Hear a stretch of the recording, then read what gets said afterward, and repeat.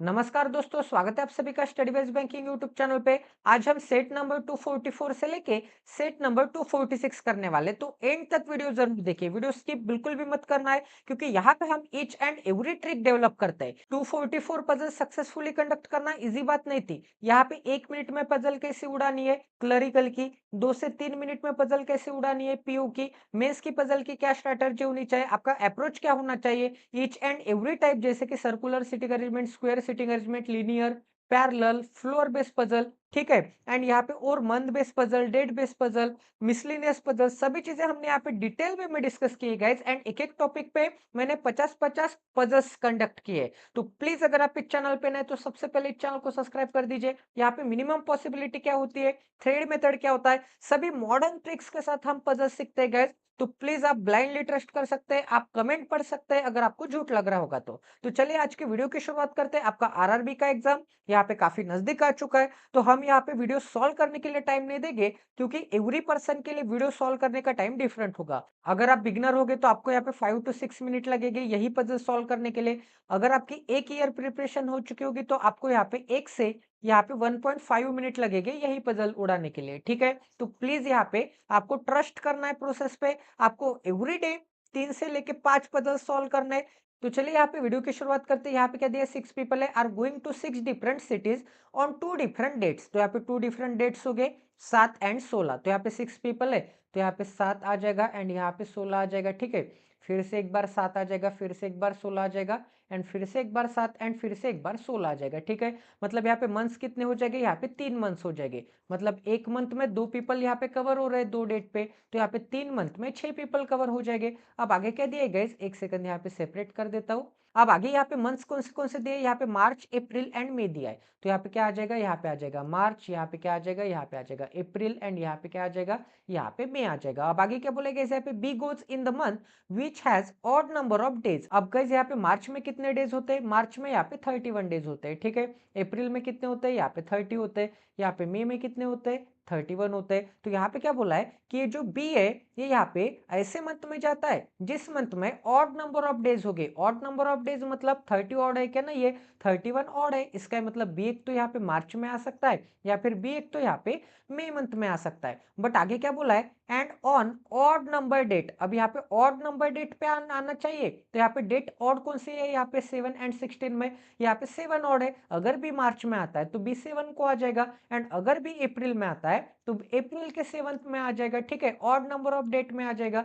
अब आगे क्या बोला है यहाँ पे, आगे बोला है 2 person go in between B and the one who goes to Pune. अब यहाँ पे बी एंड पुणे के बीच में, यहाँ पे बी एंड पुणे के बीच में कितने बंदे आ जाएंगे, यहाँ पे 2 बंदे आ जाएंगे। तो यहाँ पे पूना बना लेते हैं, ठीक है। तो यहाँ पे क्या आ जाएगा, पूना। अब यहाँ पे बी के नीचे तो यहाँ पे जगह नहीं है, तो यहाँ पे बी के ऊपर 2 पर्सन छोड़ के कौन आ जाएगा, यहाँ पे पूना आ जाएगा, ठीक है। इतना सबको समझ में आ रहा है। अब आगे क्या बोलेगा, यहाँ पे only 2 person go after the one who goes to Varanasi. अब यहाँ पे वाराणसी के आफ्टर में ओनली 2 पर्सन जाते हैं, ठीक है। तो यहाँ पे वाराणसी कहाँ पे आ जाएगा गाइज, अब यहाँ पे वाराणसी रखने के लिए तो जगह नहीं है पॉसिबिलिटी नंबर 1 में, क्योंकि यहाँ पे वाराणसी के बाद ओनली 2 पीपल जाते हैं, ओनली 2 पीपल जाते हैं। इसका मतलब मुझे यहाँ पे वाराणसी बनाना पड़ेगा, तभी तो यहाँ पे वाराणसी के बाद 1 पीपल एंड यहाँ पे ओनली 2 पीपल आ जाएंगे, सिर्फ 2 बंदे जाते आ जाएंगे। एंड यहाँ पे भी वही बोला है कि only 2 person go after the one who goes to Varanasi. मतलब जो भी बंदा यहाँ पे वाराणसी को जाता है उसके बाद सिर्फ यहाँ पे 1 एंड यहाँ पे 2 पर्सन जाते होंगे, ओनली 2 पर्सन जाते होंगे। बट यहाँ पे तो पूना आ चुका है, तो यहाँ पे वाराणसी रखने के लिए जगह है क्या, बिल्कुल जगह नहीं है। तो यहाँ पे वाराणसी आ सकती है कि बिल्कुल नहीं आ सकती। तो टोटल पॉसिबिलिटी आपकी क्या आ गई, ये टोटल पॉसिबिलिटी आपकी गलत आ गई, ठीक है। तो यहाँ पे एक ही पॉसिबिलिटी सही आ जाएगी, एंड वो पॉसिबिलिटी यहाँ पे लिख लूंगा। तो बी 101% कहाँ पे आ जाएगा, बी 101% यहाँ पे मई मंथ में आ जाएगा, एंड बी से 2% छोड़ने के बाद यहाँ पे आ जाएगा पूना। यहाँ पे वाराणसी के बाद कितने बंदे, यहाँ पे वाराणसी के बाद यहाँ पे 2 बंदे, तो यहाँ पे क्या आ जाएगा, 2 बंदे आ जाएंगे। अब आगे क्या बोला गया यहाँ पे, A goes to Delhi on an odd number date. अब यहाँ पे ए ऑड नंबर के डेट पे जाता है, ऑड नंबर के डेट पे जाता है जो ए है, तो यहाँ पे 7th को जाता होगा। इसका मतलब यहाँ पे जो ए है यहाँ पे दिल्ली तो जाता है, एंड ऑड नंबर के डेट पे, मतलब ए इज इक्वल टू क्या आ जाएगा, ए इज इक्वल टू यहाँ पे दिल्ली तो आ जाएगा, एंड इज इक्वल टू क्या आ जाएगा, यहाँ पे 7th तारीख को जाता होगा, क्योंकि 7th यहाँ पे ऑड है। तो यहाँ पे ए एंड यहाँ पे दिल्ली आ सकता है, यहाँ पे ए एंड यहाँ पे भी दिल्ली आ सकता है। एंड यहाँ पे मई मंथ में बी आ चुका है, तो मई मंथ के और तारीख को ए नहीं आ सकता, ठीक है। तो यहाँ पे ए के लिए दो पॉसिबिलिटी बचती है, तो बी को सेट कर लिया, तो यहाँ से बी को मिटा देते हैं, ठीक है। अब आगे क्या बोला गया यहाँ पे, only one person goes between A and F. अगर मैं यहाँ पे ए को निकालूंगा तो यहाँ पे ए से नीचे एक पर्सन छोड़ने के बाद तो बी है, तो ए से ऊपर एक पर्सन छोड़ने के बाद कौन आ जाएगा, यहाँ पे आ जाएगा एफ, ठीक है। या फिर अगर मैं यहाँ पे ए को निकालूंगा 7 तारीख को, तो ए से एक पर्सन छोड़ने के बाद यहाँ पे आ जाएगा एफ। तो ए यहाँ पे दो केसेस पे बनते हैं, एक तो यहाँ पे आ जाएगा 7th पे, या फिर एक तो यहाँ पे आ जाएगा। अब आगे बढ़ते गए, यहाँ पे क्या बोला है, as many people go before F, as many people go after C. तो यहाँ पे एफ के बिफोर में जितने जाते होंगे उतने ही बंदे यहाँ पे सी के आफ्टर में जाते होंगे। अब आगे क्या बोला है, more than 2 person go in between D and E. तो यहाँ पे डी एंड यहाँ पे ई के बीच में कितने जाते हैं, यहाँ पे मोर देन 2 जाते हैं। मोर देन 2 मतलब मिनिमम यहाँ पे कितने आ जाएंगे, मिनिमम यहाँ पे 3, या फिर यहाँ पे 4, या फिर यहाँ पे 5, या फिर यहाँ पे 6 आ जाएंगे, ठीक है। तो यहाँ पे क्या बोला था, more than 2 person go in between D and E. अब आगे हुआ है, तो हु के पास कौन है, ई है, तो इसे हम कैसे रीड करेंगे, E who goes to Indore. तो यहाँ पे ई कहाँ पे जाता है, ई यहाँ पे इंदौर को जाता है, ठीक है। तो ई के ऊपर यहाँ पे इंदौर बना लेते हैं। अब आगे क्या बोला गया यहाँ पे, F does not go to Chennai. तो यहाँ पे एफ कहाँ पे नहीं जाता, F is not equal to क्या आ जाएगा, F is not equal to यहाँ पे चेन्नई आ जाएगा। अब आगे बोला गया यहाँ पे, one of the person visited to Jaipur. तो यहाँ पे कोई भी एक जो बंदा होगा वो यहाँ पे जयपुर को जाता होगा, तो यहाँ पे स्टार बना लेते हैं, क्योंकि यहाँ पे ये भी कंडीशन बाकी है। अब आगे पढ़ते गए, यहाँ पे कौन सी कंडीशन हम यहाँ पे सुटेबली अप्लाई कर सकते हैं, तो यहाँ पे ए वाली कंडीशन तो आपको यहाँ पे अप्लाई होते हुए दिख रही है। अब ए को अगर मैं यहाँ पे रखूंगा सबसे ऊपर, एज ए मिनिमम पॉसिबिलिटी सबसे ऊपर को ऊपर से ट्राई करके देखूंगा, तो ए आ जाएगा यहाँ पे, एंड ए से 1% छोड़ने के बाद एफ आ जाएगा यहाँ पे। तो एफ के ऊपर कितने बंदे, यहाँ पे 2 बंदे। एफ के ऊपर अगर यहाँ पे 2 बंदे, तो सी के नीचे भी 2 बंदे होने चाहिए, तो यहाँ पे 1 एंड 2% छोड़ने के बाद यहाँ पे आ जाएगा सी, ठीक है। अब यहाँ पे एफ चेन्नई नहीं हो सकता, एंड एफ ए क्या है गाइस, ए यहाँ पे दिल्ली है, तो यहाँ पे क्या आ जाएगा, ए यहाँ पे दिल्ली है, तो यहाँ पे क्या आ जाएगा, यहाँ पे दिल्ली आ जाएगा। एंड एफ यहाँ पे क्या नहीं है, चेन्नई नहीं है, इसका मतलब यहाँ पे क्या आ जाएगा, यहाँ पे चेन्नई के लिए क्रॉस का साइन आ जाएगा। तो ये वाली कंडीशन हो गई, ठीक है। यहाँ पे ये वाली कंडीशन हो गई, ये वाली कंडीशन हो गई। अब यहाँ पे डी एंड ई के बीच में कितने बंदे चाहिए, मोर देन 2 चाहिए। डी एंड ई के बीच में मोर देन 2 चाहिए, तो यहाँ पे डी का आकार रख सकता हूं मैं, डी यहाँ पे मुझे क्या चाहिए, ई यहाँ पे मुझे क्या चाहिए, इंदौर चाहिए। तो अगर मैं यहाँ पे ई को रखूंगा, तो ई तो यहाँ पे पूना हो जाएगा, तो 101% ई आ जाएगा यहाँ पे। एंड ई क्या है गाइस, ई यहाँ पे इंदौर है, एंड ई से यहाँ पे डी रखने के लिए एक ही जगह बाकी है, तो यहाँ पे आ जाएगा डी। अब चेन्नई रखने के लिए, चेन्नई यहाँ पे नहीं आ सकता, क्योंकि एफ चेन्नई नहीं हो सकता इस कंडीशन के हिसाब से, तो चेन्नई रखने के लिए तो एक ही जगह बाकी है, तो यहाँ पे क्या आ जाएगा, यहाँ पे आ जाएगा चेन्नई। अब गाइस यहाँ पे एक ही सिटी का नाम रखना बाकी है, एंड वो कौन सा नाम है गाइस, यहाँ पे जयपुर बाकी है, क्योंकि यहाँ पे Jaipur is one of the city. तो यहाँ पे एफ कहाँ पे जाता होगा, एफ यहाँ पे जयपुर को जाता होगा, ठीक है। तो एक को अगर मैं as a minimum possibility 7th number के पोजीशन पे लूंगा, तो 101% सिंगल पॉसिबिलिटी में ही आपकी पजल यहाँ पे सॉल्व हो जाएगी। तो आई होप कि आपको यहाँ पे क्वालिटी की लर्निंग मिलेगी।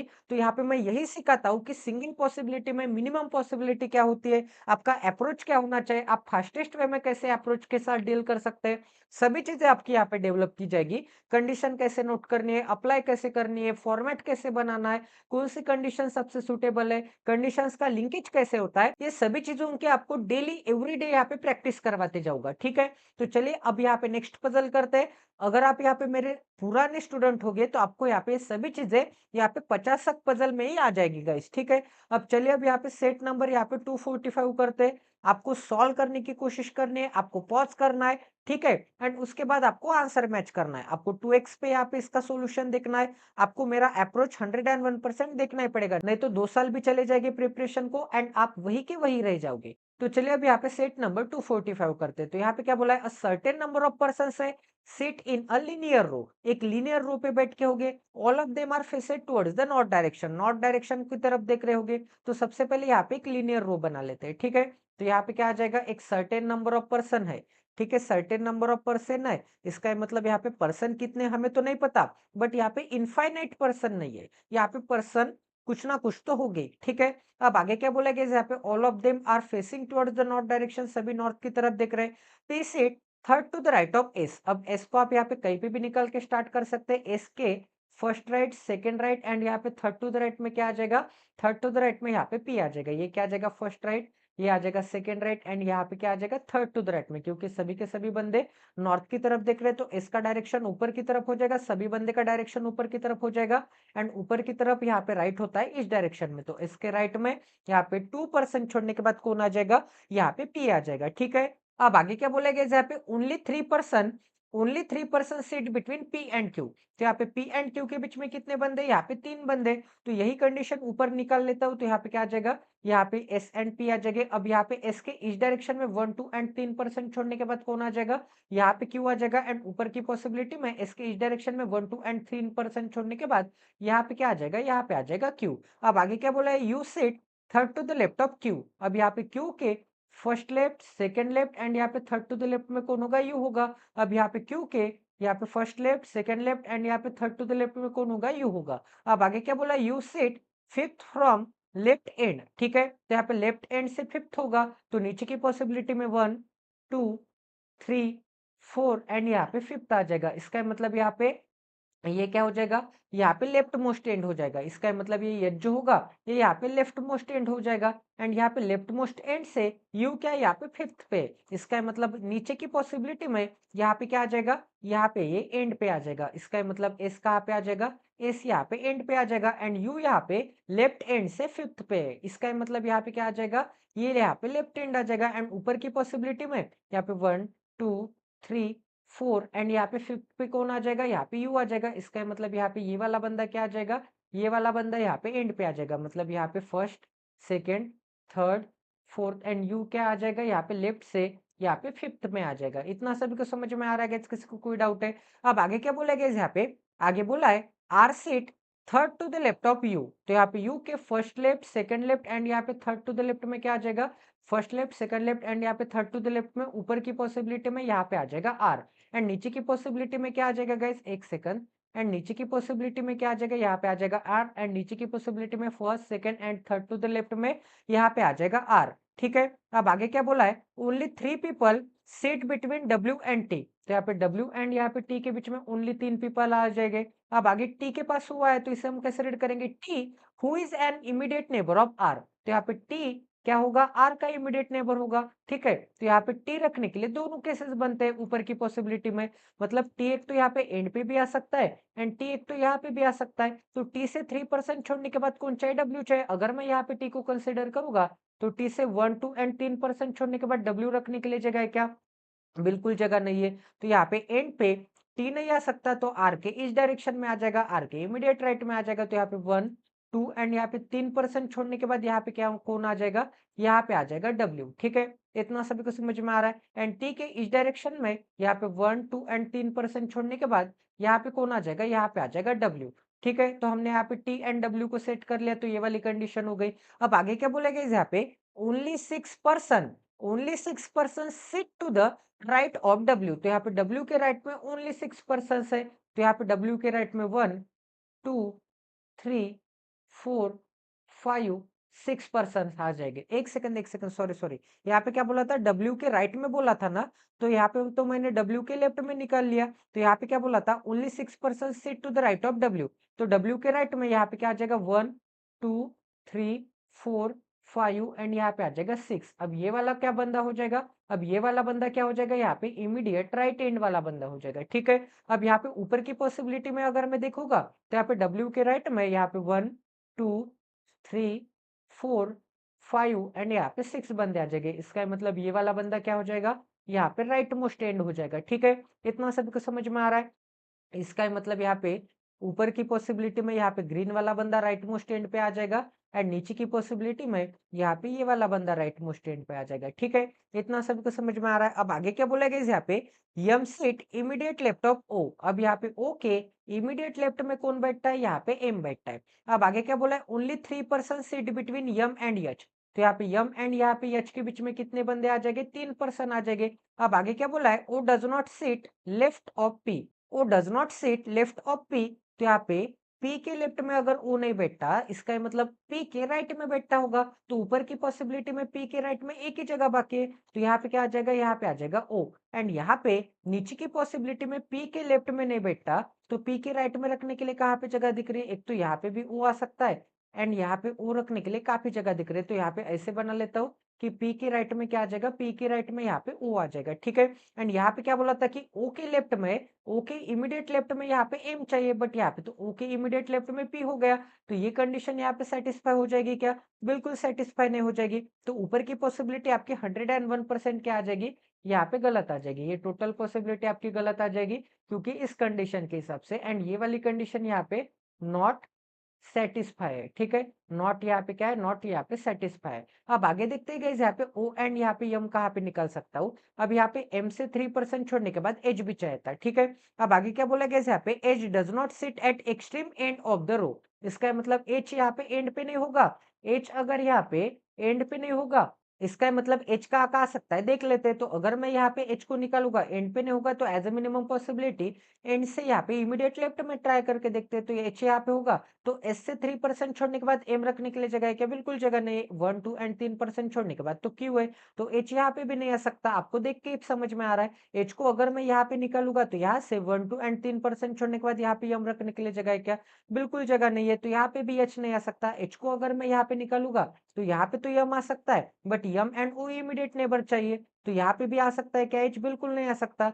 यहाँ पे एच को निकालूंगा, ठीक है, तो 3% छोड़ने के बाद यहाँ पे तो एम आ जाएगा, यहाँ पे एच आ जाएगा, एंड यहाँ पे तो एम आ जाएगा। बट गाइस यहाँ पे ओ के लेफ्ट में एम चाहिए, बट यहाँ पे ओ रखने के लिए जगह है क्या, बिल्कुल जगह नहीं है। इसका मतलब यहाँ पे भी एम नहीं आ सकता, यहाँ पे भी एच नहीं आ सकता, ठीक है। तो एच रखने के लिए तो एक ही जगह बाकी दिख रही है आपको, यहाँ पे क्या आ जाएगा, एच आ जाएगा। एच से 1 2 एंड 3% छोड़ के यहाँ पे आ जाएगा एम, एंड यहाँ पे क्या आ जाएगा, ओ आ जाएगा। एंड पी के राइट में क्या है, पी के राइट में यहाँ पे ओ है। एम के इमीडिएट लेफ्ट में कौन है, ओ के इमीडिएट लेफ्ट में कौन है, यहाँ पे पी है, ठीक है।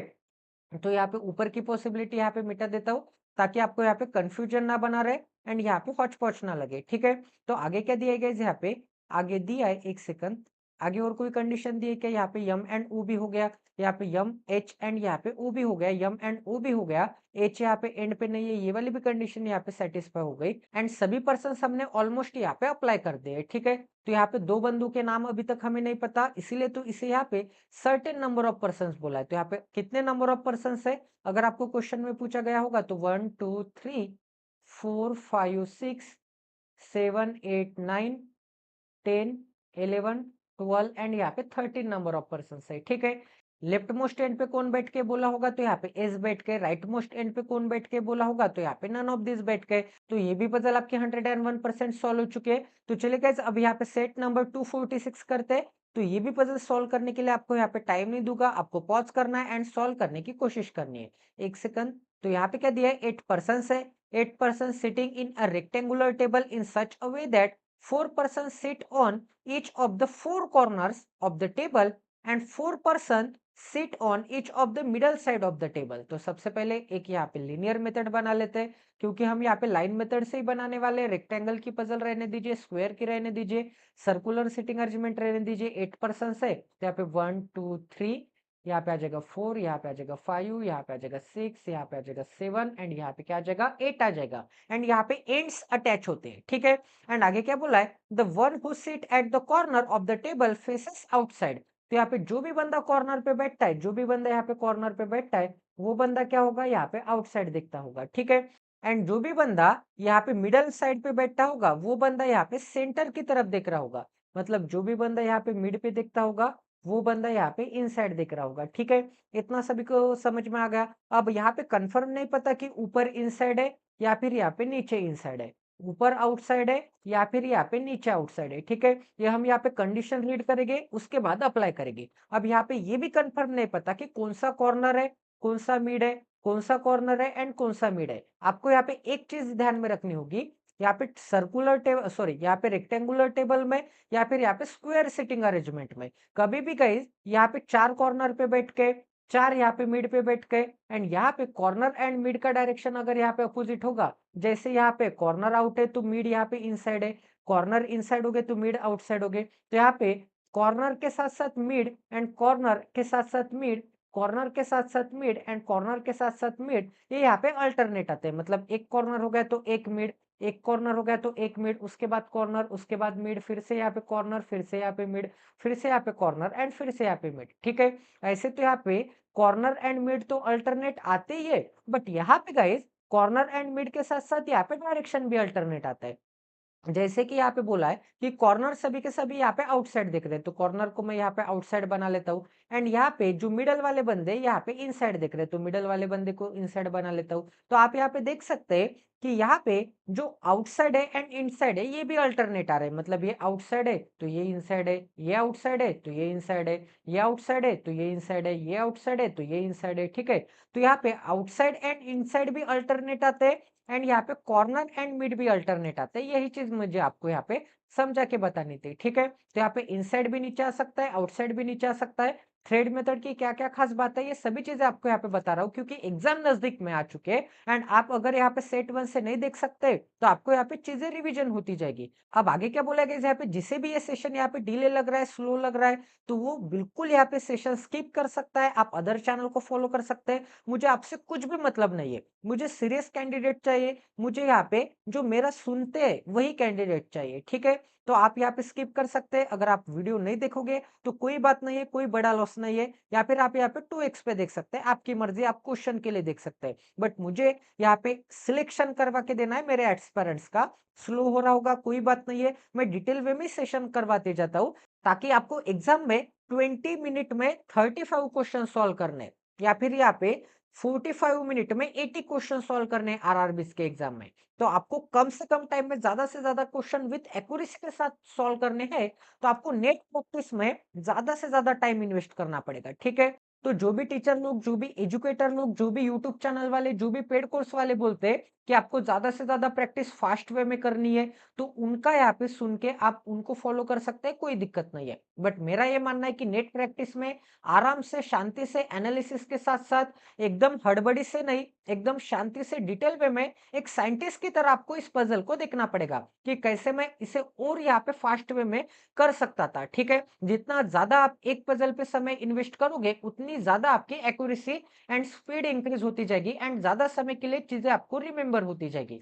तो चलिए अभी यहाँ पे आगे देखते हैं। यहाँ पे क्या बोला है, person sitting on opposite side are exactly opposite to each other, ठीक है। अब आगे क्या बोला है, F sit at one of the middle side of the table. इसका मतलब यफ यहाँ पे क्या होगा, यफ यहाँ पे मिड पे होगा, मिड पे होगा, इसका मतलब यफ का डायरेक्शन क्या होगा, इन साइड होगा। अब आगे क्या बोला गया यहाँ पे, आगे बोला है 2 person sit between F and E. तो यहाँ पे यफ एंड ई के बीच में क्या हो गए, यहाँ पे 2 पर्सन हो गए। अब आगे क्या बोला गया यहाँ पे, only 1 person sit between F and C. तो यहाँ पे यफ एंड सी के बीच में एक बंदा आ जाएगा। अब आगे क्या बोला गया यहाँ पे, it does not sit near to C. इसका मतलब यहाँ पे ई एंड यहाँ पे सी क्या हो गए, ई एंड सी यहाँ पे इमीडिएट नेबर नहीं हो गए।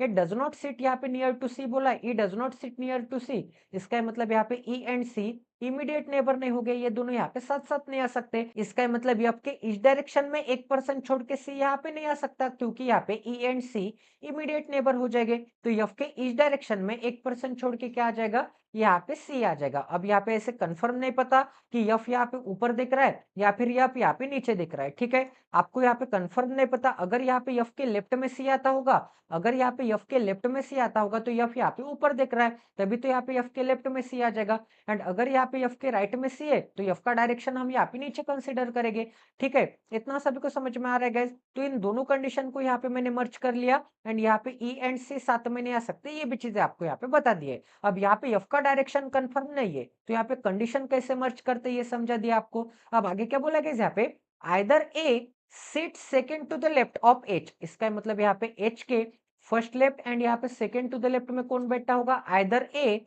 ठीक है। Either A sit second to the left of H और second to the right of H. इसका मतलब क्या होगा, एक तो ए क्या होगा, यहाँ पे सेकंड टू द लेफ्ट में होगा एच के, या फिर यहाँ पे सेकंड टू द राइट में होगा। अब आगे क्या बोला गया यहाँ पे, आगे बोला है 1 person sit between A and C. अब यहाँ पे सी से इस डायरेक्शन में एक पर्सन छोड़ के कौन है, सी से इस डायरेक्शन में एक पर्सन छोड़ के तो एफ है। तो इस कंडीशन को यहाँ पे लिख देता हूँ, एफ यहाँ पे मिड पे बैठ के एंड एफ का डायरेक्शन क्या है, यहाँ पे इनसाइड है। तो सी एंड यहाँ पे किसके बीच में, सी एंड ए के बीच में एक बंदा है, तो सी से इस डायरेक्शन में एक पर्सन छोड़ के तो एफ है। अब हमें डायरेक्शन नहीं पता, हमें यहाँ पे सी के राइट में एफ है या फिर यहाँ पे सी के लेफ्ट में एफ है, कुछ भी नहीं पता। हमें सिर्फ इतना पता है कि सी के इस डायरेक्शन में एक पर्सन छोड़ के एफ है। तो सी के इस डायरेक्शन में एफ आ सकता है कि नहीं आ सकता, तो सी के इस डायरेक्शन में एफ आ जाएगा, ठीक है। अब यहाँ पे क्या बोला था कि एच एंड ए के बीच में, एच एंड ए के बीच में भी एक पर्सन है, तो तो ए के इस डायरेक्शन में एच आ सकता है क्या?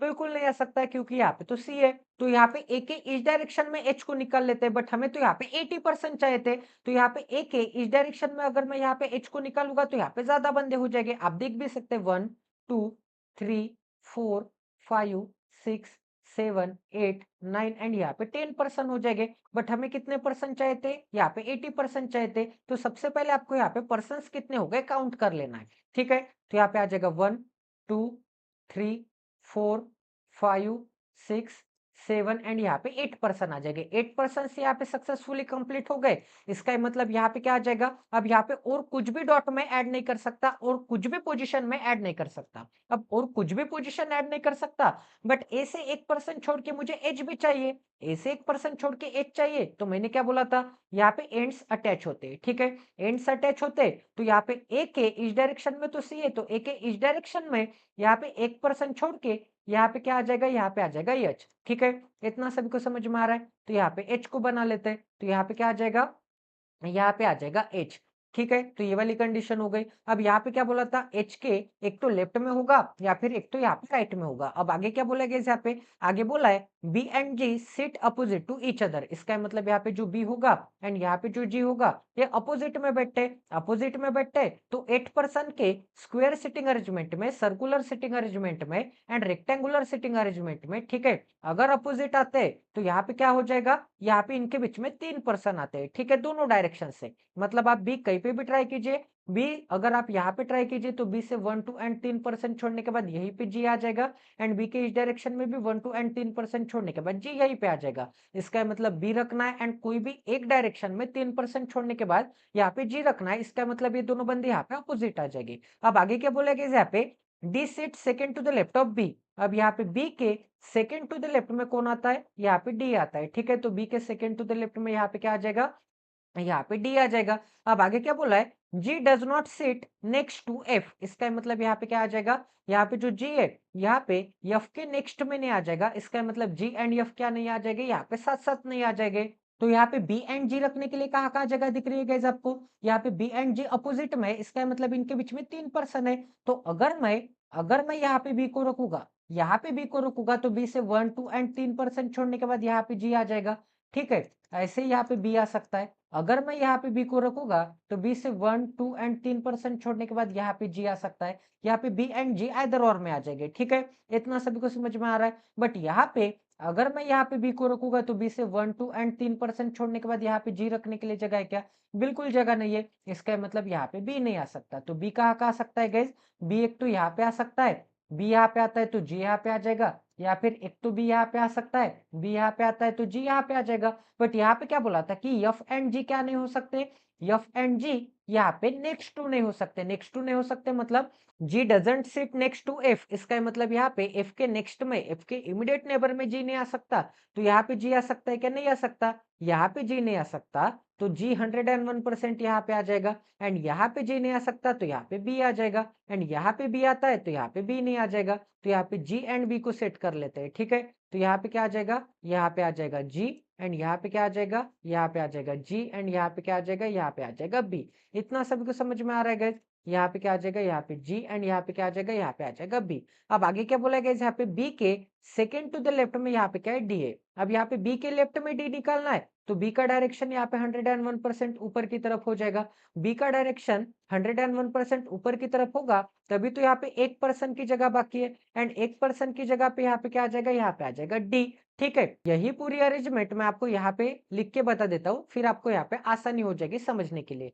यहाँ पे क्या आ जाएगा? ए आ जाएगा, ए के बाद यहाँ पे क्या है? जी है, जी के बाद यहाँ पे सी है, फिर क्या यहाँ पे डी है, फिर क्या यहाँ पे एफ है, फिर क्या यहाँ पे बी है, फिर यहाँ पे एच है, फिर यहाँ पे ई है। अब यहाँ पे डायरेक्शन हमें सिर्फ बी का पता है क्योंकि यहाँ पे बोला था कि बी के लेफ्ट में डी चाहिए। बी का लेफ्ट में डी कब आ जाएगा? जब यहाँ पे बी ऊपर की तरफ देखेगा तो बी का डायरेक्शन यहाँ पे ऊपर की तरफ हो जाएगा। अब यहाँ पे डायरेक्ट डायरेक्ट एक का डायरेक्शन पता चल गया तो बाकी का डायरेक्शन ऑटोमेटिकली सेट हो जाएगा क्योंकि मैंने आपको क्या बोला था? डायरेक्शन यहाँ पे क्या आते हैं? अल्टरनेट आते हैं, एक ऊपर तो दूसरा नीचे, फिर से एक ऊपर तो यहाँ पे क्या आ जाएगा? नीचे आ जाएगा, फिर से ये ऊपर तो फिर से ये नीचे आ जाएगा, फिर से ये ऊपर तो फिर से ये नीचे आ जाएगा। अब यहाँ पे एफ का डायरेक्शन ऑटोमेटिकली यहाँ पे नीचे आ गया। इसका मतलब यहाँ पे एफ से लेफ्ट सॉरी राइट में सी आ जाएगा एंड एफ से यहाँ पे लेफ्ट में ई आ जाएगा 2% छोड़ने के बाद, ठीक है? इतना सभी को समझ में आ रहा है? तो हमने डायरेक्शन भी सेट कर लिए। अब हमें यहाँ पे मिड एंड कॉर्नर सेट करना बाकी है। तो यहाँ पे एफ क्या था? मिड पे था।